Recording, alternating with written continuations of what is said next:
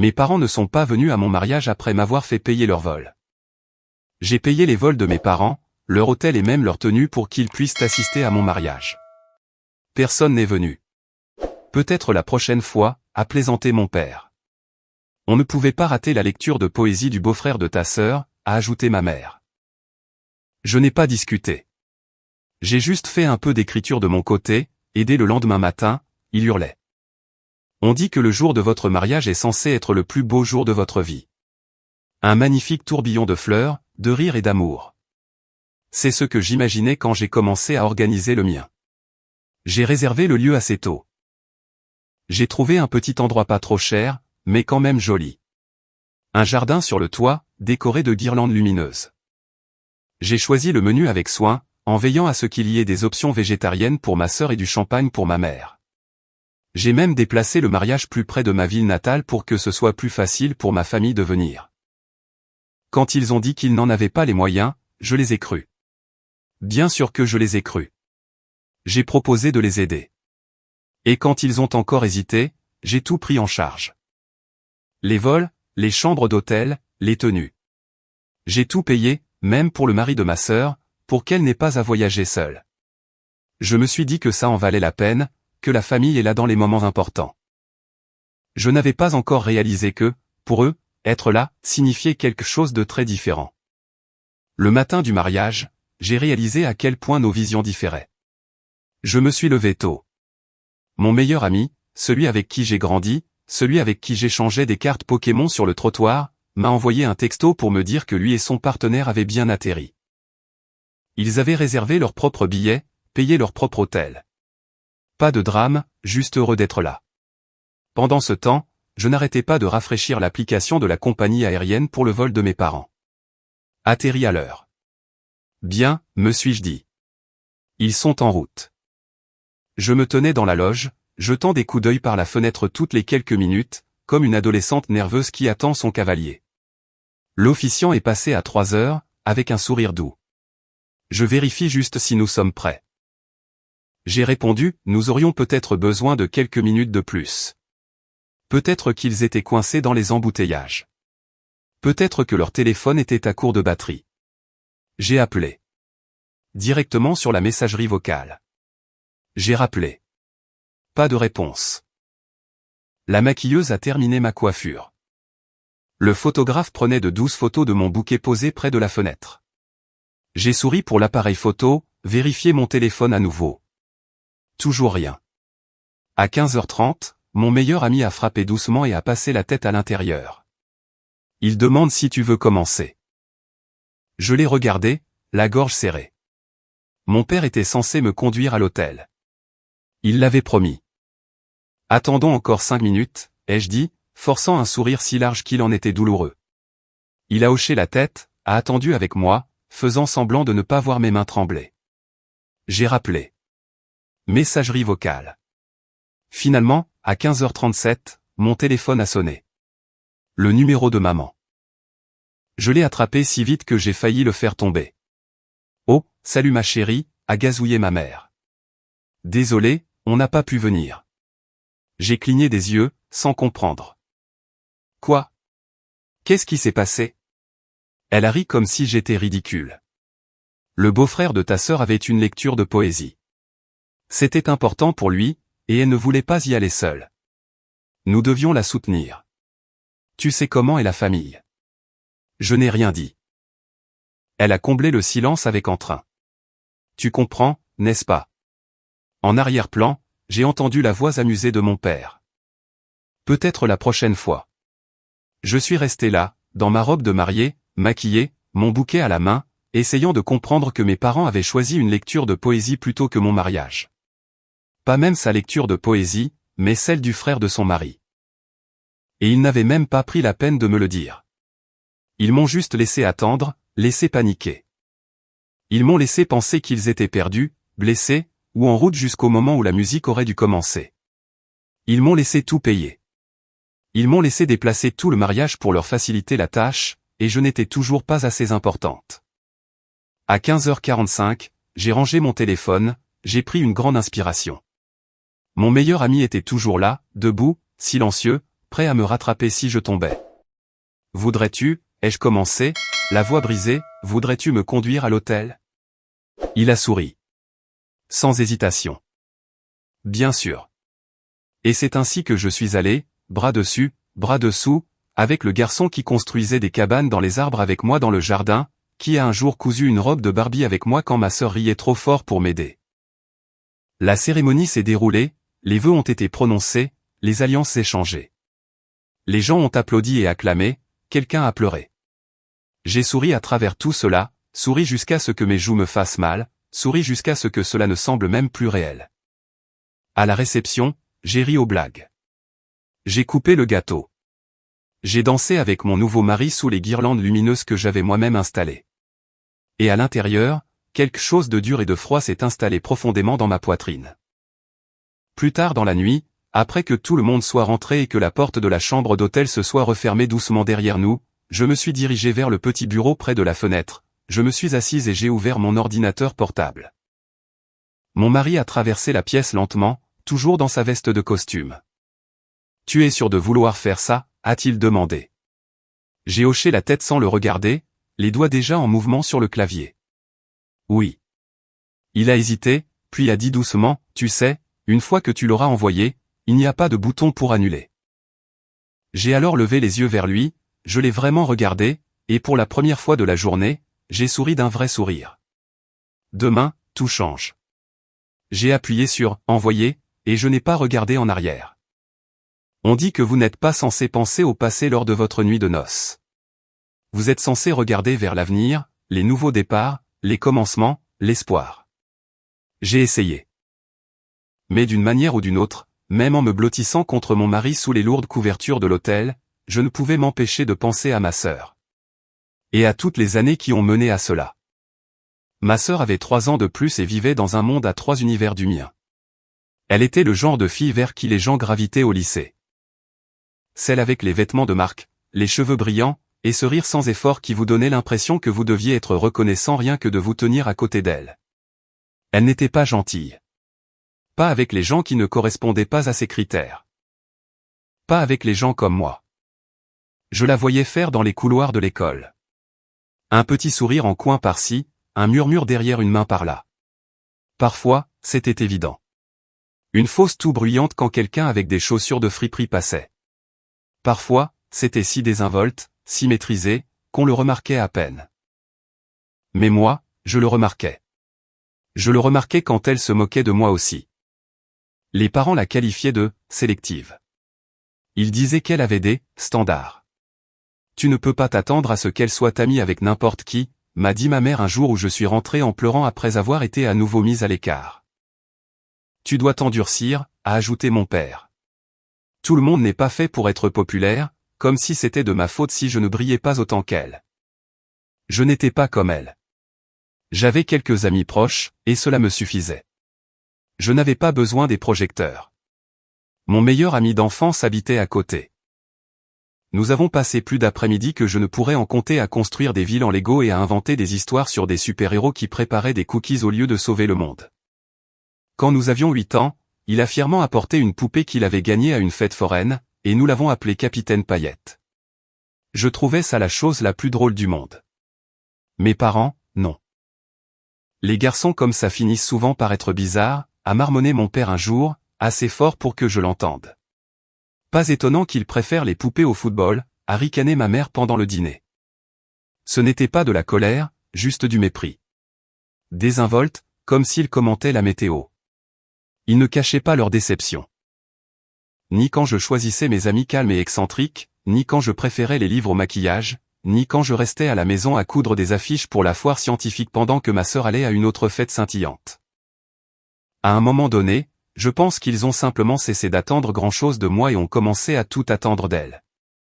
Quand nous étions adolescentes, ma sœur est devenue leur trophée. Reine du bal de fin d'année, la plus susceptible de réussir. Chacun de ses succès était brandi comme un insigne d'honneur. Chaque cruauté qu'elle infligeait était balayée du revers de la main, considérée comme faisant partie de l'adolescence. Quand elle a été surprise en train de harceler une autre fille au point que celle-ci a changé d'école, mes parents ont à peine sourcillé. Des drames d'adolescente, ont-ils dit. Les filles sont méchantes parfois. C'est normal. Quand j'ai obtenu une bourse d'études pour une université locale, ils l'ont à peine reconnue. Pas de brunch, pas d'annonce aux voisins. Eh bien, tu as toujours été la discrète, a dit ma mère, avec un sourire vague, comme si cela expliquait tout. Je n'ai pas réalisé à l'époque que j'apprenais déjà quelque chose d'important. Dans notre famille, l'amour était conditionnel. Il était bruyant pour elle, silencieux pour moi. Il se manifestait pour les performances, pas pour la persévérance. Et une fois que j'ai cessé de me donner en spectacle pour leur attention, ils ont cessé de remarquer que j'étais là. En vieillissant, le fossé n'a fait que se creuser. Ma sœur flottait dans la vie comme si c'était une scène construite juste pour elle. Des stages qu'elle n'avait pas mérités, des emplois qu'elle ne gardait pas. Mais peu importe combien de fois elle tombait, le filet de sécurité était toujours là, mes parents la louant, la finançant, s'excusant en son nom. Pendant ce temps, je travaillais. Je faisais des gardes de nuit. J'emballais les commandes de ma petite boutique en ligne. Je payais un loyer quand ils disaient que j'avais de la chance de vivre à la maison, oubliant commodément que je couvrais la moitié de l'hypothèque. Et puis un été, je l'ai rencontré. Mon mari.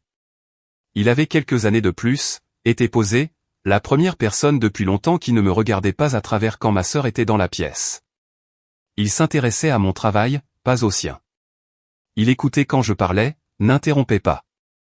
Il m'a fait sentir que, peut-être, j'étais suffisante, exactement comme j'étais. Je suis tombée éperdument amoureuse. Quand ma sœur l'a rencontré pour la première fois, je l'ai vu. L'étincelle d'intérêt, rapide comme un flash d'appareil photo. Elle a accentué son sourire, s'est penchée un peu trop près quand elle riait, a enroulé ses cheveux comme elle le faisait quand quelqu'un lui plaisait. Plus tard, elle a essayé de le croiser sans moi. Encore plus tard, elle lui a envoyé des messages. Rien de scandaleux, juste une invitation désinvolte et calculée à sortir sans la petite sœur dans les parages. Il a décliné poliment, et cela aurait dû être la fin de l'histoire, mais ça ne l'a pas été. Des semaines plus tard, elle est allée voir nos parents en larmes, se présentant comme la victime. Je l'ai vue en premier, a-t-elle dit. Ce n'est pas juste. Peu importait qu'elle voyait déjà quelqu'un d'autre. Peu importait qu'il n'ait jamais été à elle. Dans notre famille, la réalité comptait moins que la performance. Elle était contrariée, et cela signifiait que j'étais la méchante. Peut-être que tu devrais penser aux sentiments de ta sœur pour une fois, a dit ma mère. La famille est plus importante qu'un garçon, a renchéri mon père. Personne n'a demandé ce que je ressentais. Personne ne s'en souciait. Son plan de secours est devenu son mari. Il était riche, stable, généreux à l'excès. Parfait si vous vous souciez plus d'avoir le bon nom de famille sur les invitations de mariage que de l'amour véritable. Derrière les portes closes, cependant, elle n'arrêtait jamais de parler. Je me suis casé. Il est ennuyeux mais riche. Il pense qu'il a gagné au loto. Pauvre gars. J'ai tout entendu. Les blagues, la cruauté désinvolte. Elle avait des liaisons. Il s'en vantait parfois après quelques verres. Et mes parents? Ils en riaient. Le mariage, c'est compliqué, a dit ma mère un jour, en agitant la main. Les garçons sont fragiles, a ajouté mon père. Laisse-la s'amuser. Mais cette fois, je n'allais pas être la discrète qui nettoie ses dégâts. Cette fois, quelqu'un devait savoir la vérité. Quelqu'un qui ne méritait pas d'être humilié en silence derrière des portes closes, comme je l'avais été pendant des années. Peut-être que ce n'était pas de la vengeance. Peut-être que c'était de la solidarité. Peut-être que pour une fois, je choisissais simplement le camp que personne d'autre n'avait jamais choisi. J'ai fermé l'ordinateur portable, j'ai pris une profonde inspiration. Demain serait différent, et cette fois, je n'allais pas m'excuser pour ça. Je me suis réveillé au son de mon téléphone vibrant contre la table de nuit, comme s'il essayait de s'enfuir. Encore somnolente, j'ai entrouvert un œil et j'ai vu les appels manqués s'accumuler. 6 de la maison, 3 du portable de maman, 2 d'un numéro que je ne reconnaissais pas mais qui me donnait un mauvais pressentiment. Je n'ai pas répondu. Au lieu de ça, je me suis retourné, j'ai tiré la couverture sur ma tête et j'ai laissé le doux bourdonnement de la climatisation de l'hôtel remplir mes oreilles. Nouvelle règle de vie, si c'est assez urgent, ils peuvent envoyer un texto. Bien sûr, le texto a suivi. Appelle-nous maintenant. Que as-tu fait? Règle ça. Il faut qu'on parle. J'ai posé le téléphone face contre la table de chevet sans même lire le reste. De l'autre côté de la pièce, mon mari s'est agité, les cheveux en désordre, torse nu, son alliance captant la lumière du matin. Tout va bien, a-t-il marmonné. La famille est en crise, ai-je dit en bâillant. On doit être mardi. Il a reniflé et a tiré la couverture sur sa tête. En milieu de matinée, j'ai eu le premier véritable indice de ce qui se passait. Un texto de mon cousin, qui avait la conscience sociale d'une éponge mouillée. Yo, j'ai entendu dire que le mari de ta sœur s'est barré. C'est fou. La famille est en panique. C'est barré. C'était une façon de le dire. Les pièces du puzzle sont arrivées lentement au cours des jours suivants, comme un puzzle désordonné dont la moitié des pièces manque. Après la lecture de poésie, le mari de ma sœur avait apparemment vu le message que j'avais envoyé, ou plutôt la collection de captures d'écran, d'enregistrements et de preuves. La preuve que sa femme, celle qu'il avait soutenue à travers les emplois qu'elle quittait, les baux qu'elle rompait, les rêves qu'elle n'a jamais poursuivis, ne l'avait jamais respecté, s'était moqué de lui, l'avait trompé. D'après ce que j'ai entendu, il n'y a pas eu de dispute violente tout de suite. Juste un silence. Un long silence dangereux. Le genre de silence qui signifie que les vrais dégâts ne sont même pas encore visibles. En quelques jours, les retombées ont commencé à se manifester. Le mari de ma sœur a déménagé discrètement, sans scène dramatique. Il a déposé les papiers du divorce à la fin de la semaine, et avec lui a disparu le filet de sécurité invisible dont mes parents n'avaient jamais admis avoir besoin. Il a arrêté les paiements à l'entreprise de mes parents. Il a cessé de couvrir les découverts de leur hypothèque lorsque des dépenses imprévues survenaient. Il a arrêté de trouver des excuses polies pour expliquer pourquoi leurs factures n'étaient jamais entièrement payées à temps. C'était comme si quelqu'un avait fermé un robinet dont il ne se rendait même pas compte qu'il buvait. Moi, j'ai fait mes propres changements en silence. J'ai annulé les paiements automatiques que j'avais mis en place temporairement il y a 2 ans. Ceux qui couvraient une partie de leurs charges, leurs soins dentaires d'urgence. Le cautionnement que j'avais signé pour leur contrat de location de voiture, délié. J'ai retiré mon nom du fonds d'urgence commun. J'ai redirigé mes propres économies vers un endroit plus sûr, un endroit où je ne me sentirais pas coupable de les utiliser. Je ne l'ai pas annoncé. Pas de grande confrontation, juste une disparition silencieuse. Le truc avec la ruine financière, c'est qu'elle ne s'abat pas d'un coup. Elle fuit. D'abord, les paiements minimums des cartes de crédit sont manqués. Ensuite, les factures de l'entreprise sont payées en retard. Puis, les fournisseurs commencent à appeler au lieu d'envoyer de polis emails de rappel. Puis, la banque a le regret de vous informer que votre demande pour une deuxième ligne de crédit a été refusée. C'était un processus lent et douloureux, exactement de la même manière qu'ils avaient laissé leur traitement à mon égard s'envenimer au fil des ans. De petites négligences, de petites insultes, de petites trahisons, jusqu'à ce que toute la fondation pourrisse. J'ai passé de nombreuses soirées à simplement m'asseoir avec ça. Le silence. L'absence. La douleur étrange de se libérer de quelque chose que vous avez passé toute votre vie à poursuivre. J'avais toujours pensé que si je laissais vraiment tomber mes parents, ce serait comme tomber d'une falaise. Ça n'a pas été le cas. C'était comme détacher un poids de ma cheville. Je ne tombais pas. Je flottais. Mais cela ne voulait pas dire que ça ne faisait pas mal. Il y avait des moments calmes, où le deuil frappait plus fort que prévu. Comme lorsque j'ai commencé à rédiger des cartes de remerciement pour les invités et que j'ai instinctivement pensé à en envoyer une à mes parents, avant de me souvenir qu'ils n'avaient pas été là. Ou quand je suis passé devant un magasin et que j'ai vu un petit cadre, mère de la mariée, et que ma main s'est tendue automatiquement, stupidement, comme si elle croyait encore que les bonnes personnes s'en souciaient. Ou quand un inconnu a souri à mon mari et à moi et a dit « Vous devez avoir des familles très encourageantes ».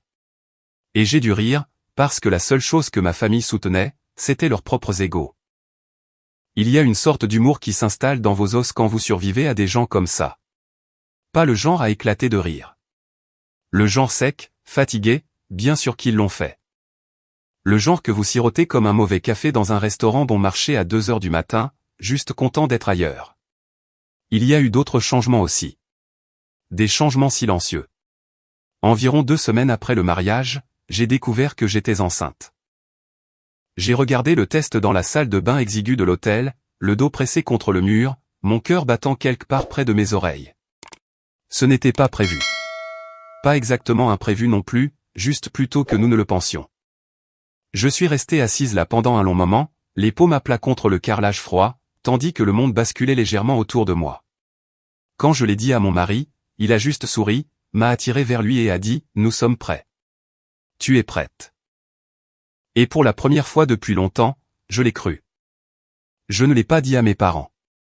Même pas quand les textos et les emails ont commencé à arriver au compte-gouttes. Certaines nouvelles n'appartiennent pas aux gens qui ne seraient pas heureux pour vous. Certaines étapes sont trop précieuses pour être offertes à des gens qui ne les voient que comme un moyen de pression. Pendant ce temps, leur situation s'est aggravée. Je ne cherchais pas les nouvelles, mais je n'étais pas sourde non plus. Les cousins bavardaient. D'anciens voisins envoyaient des textos curieux. Le groupe de discussion familiale, depuis longtemps mis en sourdine, bourdonnait d'inquiétudes de seconde main. Les revenus de l'entreprise ont chuté, quelques fournisseurs se sont retirés des contrats, les factures se sont accumulées. Ils ont commencé à manquer de petits paiements, puis de plus gros. Ce n'était pas encore dramatique, pas d'avis de saisie, pas de date de tribunal, mais la pression montait, comme une fissure qui se propage à travers le verre. Ils ne se sont pas présentés à ma porte. Pas encore. Cela viendrait plus tard, quand les choses deviendraient si graves que la fierté ne serait plus forte que la panique. Pourtant, je me demandais parfois s'ils étaient surpris. Surpris que la discrète n'ait pas cédé, que la fille invisible soit celle sur laquelle ils comptaient le plus sans jamais s'en rendre compte. J'ai pensé à ça les soirs où j'étais assise à la table de la cuisine, les papiers pour la nouvelle maison étalés devant moi, mon mari feuilletant les annonces, nos pieds emmêlés sous la chaise. Certains soirs, mon meilleur ami d'enfance appelait.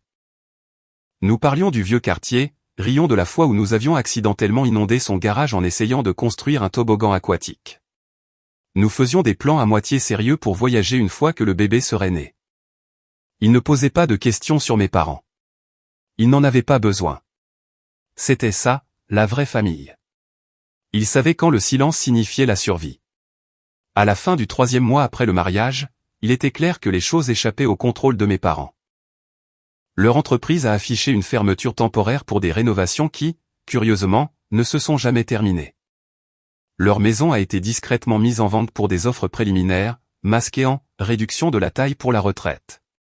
Les gens ont commencé à le remarquer. Les invitations ont cessé. Les regards de pitié ont commencé. Pas de disputes violentes, pas de confrontation dramatique, juste un lent et régulier effondrement. De la même manière qu'ils avaient effrité ma foi en eux tout au long de ma vie. Le jour où ils sont arrivés, il pleuvait. Pas une douce bruine romantique. Le genre de pluie qui frappe les fenêtres de côté et vous fait vous demander si vous devriez construire une arche, juste au cas où. C'était approprié, en fait. Je venais de finir de plier de minuscules barboteuses, vermantes, gris doux, avec de petites étoiles jaunes, quand la sonnette a retenti. Pas une fois. 5 fois rapidement, comme si quelqu'un maintenait le bouton enfoncé avec toute sa paume. Mon mari s'est figé au son. Nous avons échangé un regard à travers la cuisine. Nous savions déjà. J'ai regardé par le Judas. Ils étaient là. Valises empilées à leurs pieds. Veste trempée, sourire crispé et furieux. Mes parents et ma sœur. 3 visages que je n'avais pas vus depuis des mois, maintenant pressés contre la porte comme une menace. Je n'ai pas ouvert tout de suite, je suis juste resté là, le front appuyé contre le bois frais, respirant profondément. Mon mari est venu derrière moi et a posé une main rassurante sur mon dos. « On peut t'appeler maintenant » a-t-il dit doucement. « Pas encore » ai-je chuchoté. Certaines choses, il faut les voir par soi-même avant de les réduire en cendres. Quand j'ai finalement ouvert la porte, ils sont entrés en me bousculant sans même un bonjour. L'eau de pluie a goûté sur le parquet. Ma sœur a laissé tomber son sac de sport en plein milieu du salon. Mon père s'est planté près de la télévision comme s'il en était le propriétaire. Ma mère a fait un petit signe de tête sec, comme si elle s'attendait à ce qu'on lui serve le thé. « On ne partira pas » a dit mon père, la voix dure. « Pas avant que tu n'aies arrangé ça » a ajouté ma mère. J'ai fermé la porte lentement derrière eux, le cœur battant étrangement calmement. Ils se sont lancés immédiatement, une attaque en règle. Ils voulaient que j'appelle le mari de ma sœur, que j'explique que j'avais menti, Que je lui dise que tout n'était que jalousie, un malentendu, une mauvaise blague née de la rancune. Tu as ruiné nos vies, a sifflé ma mère. Tu as embarrassé cette famille, a ajouté mon père. Tu vas arranger ça, même si c'est la dernière chose que tu fais, a lancé ma sœur. Leurs voix s'élevaient les unes au-dessus des autres, un enchevêtrement de colère, de peur et de désespoir. Je suis resté là, laissant tout cela me submerger. Je n'étais pas leur fille à ce moment-là. J'étais une tâche, une transaction, un distributeur automatique cassé qu'ils frappaient à coups de pied, espérant que les bonbons tomberaient quand même. À un moment donné, mon père a officialisé les choses. Si tu ne veux pas nous aider, nous restons ici jusqu'à ce que tu le fasses. Il a croisé les bras, me défiant de discuter. Ma mère s'est assise lourdement sur le canapé, a commencé à parler de la répartition des chambres. Ma sœur s'est dirigée vers la chambre d'amis, traînant sa valise derrière elle, comme si tout était déjà décidé. J'ai ri. Doucement. Pas parce que c'était drôle, mais parce que c'était absurde. Parce que s'ils pensaient que j'étais encore la fille qui les laisserait entrer et prendre le contrôle, c'est qu'ils n'avaient pas prêté attention. Vous êtes sur ma propriété sans y être autorisé, ai-je dit simplement. Ils m'ont regardé, interloqué, comme si j'avais parlé une autre langue. Tu nous as invités, a dit ma mère, la voix trop aiguë. Je ne vous ai même pas dit où j'habitais, ai-je répondu calmement. Mon mari était déjà en train de composer un numéro derrière moi. Je l'ai entendu parler à quelqu'un de cette voix polie et efficace qu'il utilise pour les choses sérieuses. Mon père s'est avancé, menaçant. On n'appelle pas la police pour la famille. C'est drôle, ai-je dit, avec un sourire mince. Je pensais que la famille ne vous abandonnait pas le jour de votre mariage. Silence, lourd et laid. Pour la première fois, j'ai vu une lueur de vraie peur traverser le visage de ma mère. Ça n'a pas pris longtemps. On a frappé à la porte.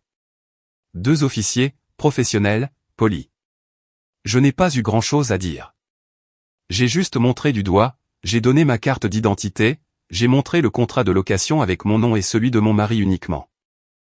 Les officiers ont demandé à mes parents et à ma sœur de partir, leur ont donné une chance de faire leur bagage calmement.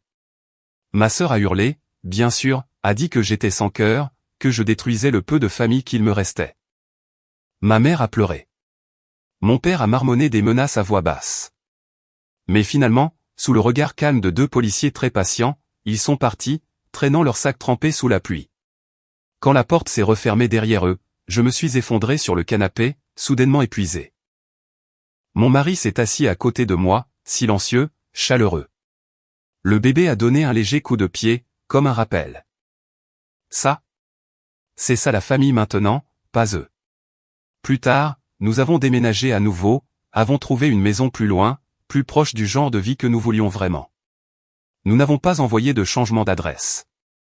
Seules quelques personnes savaient où nous étions. Mon meilleur ami et son partenaire nous rendaient visite parfois, apportant des cadeaux idiots et des histoires de voyages et de dîners tardifs dans des villes où nous n'étions pas encore allés. La vie que j'avais imaginé avoir avec mes parents facile, solidaire, inconditionnelle, je l'ai construite ailleurs. Je l'ai construite en mieux. Par des cousins éloignés et des connaissances mutuelles, j'ai entendu parler des suites. La maison dont mes parents aimaient tant se vanter, vendue à perte. L'entreprise? Disparue. La sœur qui était toujours trop bien pour subir les conséquences, squattant maintenant sur des canapés, blâmant tout le monde sauf elle-même. Je n'ai pas cherché à les contacter. Ni quand le divorce a été finalisé. Ni quand la faillite a été déclarée. Ni quand les publications sur les réseaux sociaux se sont taries comme du vin renversé sur un sol poussiéreux. J'avais l'habitude de penser que les coupés de ma vie seraient comme m'arracher quelque chose, comme perdre un membre. Mais ça n'a pas été le cas. C'était comme se relever pour la première fois après avoir réalisé que vous n'aviez jamais été brisé. Vous étiez juste assise au mauvais endroit depuis le début. J'ai toujours la petite barboteuse vermante pliée dans un tiroir. La première que j'ai achetée. Celle dont j'avais peur de parler à qui que ce soit. Celle pour laquelle j'ai finalement réalisé que je n'avais pas besoin de leur bénédiction.